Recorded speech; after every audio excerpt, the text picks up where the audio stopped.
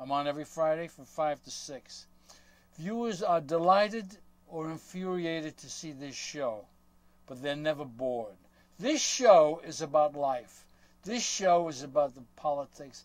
This show is about me running for the U.S. Senate against Hillary. These are some of the things that I propose to do. Read them carefully, please. It'll be on and off. I want to stop the war. I want a free college education, free for all high school graduates for American children. We forgive foreign loans. Why don't we forgive our own loans? All loans that are owed to government are eradicated. Okay? We're going to have a mass housing program, and I want to get into that. First, I want to wish you a Happy New Year, a healthy year for you. I want to read something to you by Henry David Thoreau. He wrote Walden's Pond many years ago. This is what he says about progress and the new year. This is especially for you. I've been talking about this ever since I've been on the show, and the message is for you. Please listen to it. If one advances confidently in the direction of his dreams and endeavors to live the life which he has imagined, or she has imagined, she will meet with a success unexpected in common hours. She will put something behind. He will pass an invisible boundary. New, universal, and more liberal laws will begin to establish themselves around and within her. Or she or the old laws be expanded and interpreted in his or her favor in a more liberal sense. And you will live with the license of a higher order of being. A higher order of being if you do what you want to do. The mining tragedy that killed 11 or 12 men, and the one man that survived is a young man. He has 2 children. He wanted to leave his job. He's trying to get into another occupation before this. He didn't want to leave, or he couldn't leave, because he was making $55,000 a year. Money was the object. Money. He couldn't leave. That's what he says.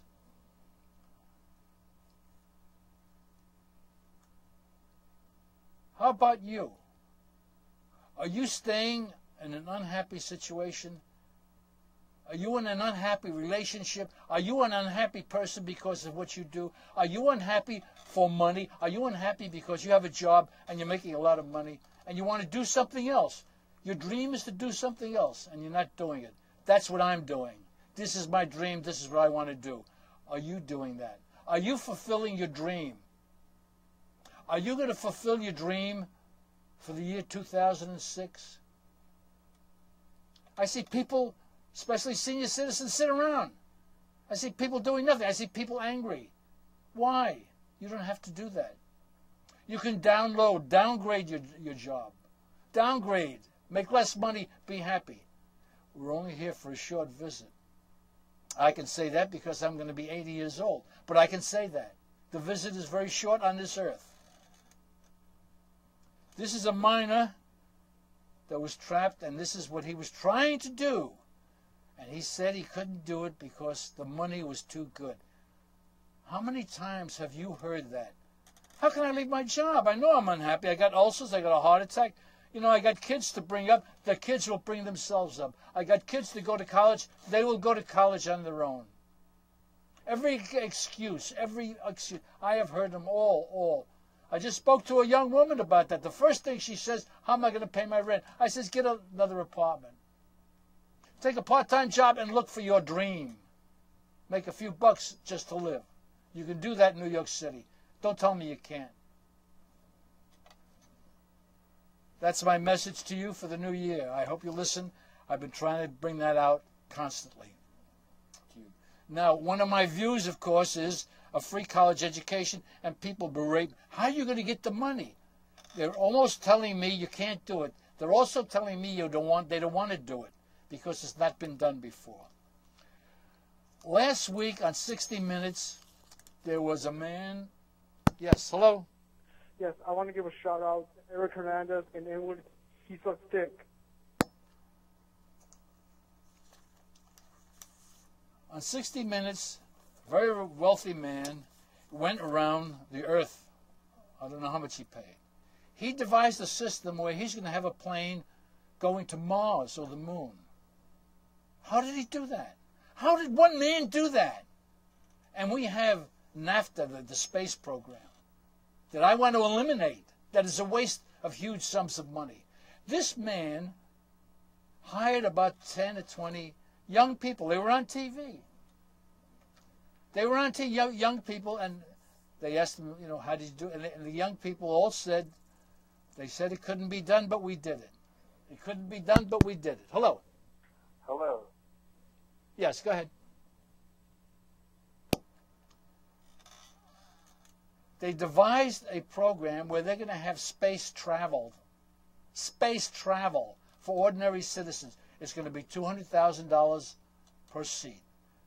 They have about 20, 30 people who are already given the full amount, and they have a waiting list.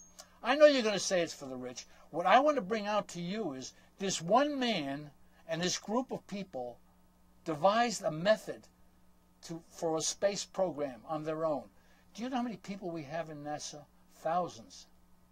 And they show us pictures about Skyhook, Monarch, and there's the moon and there's the sun. And we look and they have it in color and we say, oh, look at the astronauts. Oh. It could be done cheaply. Have you ever heard of the Hubble space camera? Made a mistake. $500 million here, $500 million there. And they make all kinds of mistakes. Thousands of employees, besides getting paid by us, the government, at about $60 to $70 billion a year, they have their own schools, their own nurseries. They have their own little world, safety, comfortably, on our money, while this one man with a few people is exploring the space program by himself. He also has, wait a minute,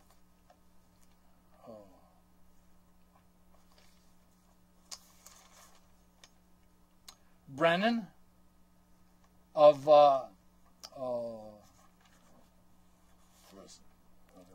a minute, don't go away. Brannon of Virgin Airlines, and Allen, who is the head of with Bill Gates with Microsoft.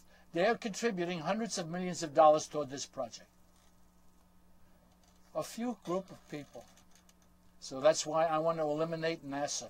We have spent on NASA trillions of dollars. Do you know what $1 trillion is? 1,000 billion. You know what $1 billion is?